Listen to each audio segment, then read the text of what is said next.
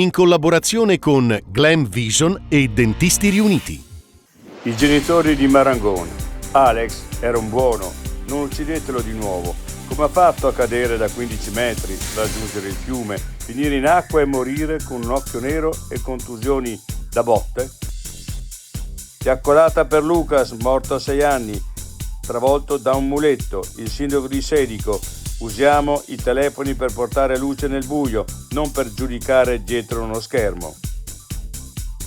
Gara assistenza domiciliare persa dal Trentino, l'Asuit. Massime garanzie su continuità delle cure, tutela del personale e qualità.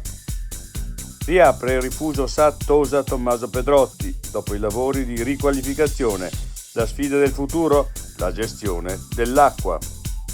Una montagna che ricopre lo 0,2% dell'arco alpino, ma ospita il 40% della flora con 3 specie esclusivamente endemiche. Ecco perché il Festival dell'Alta Montagna è dedicato ai fiori del Baldo.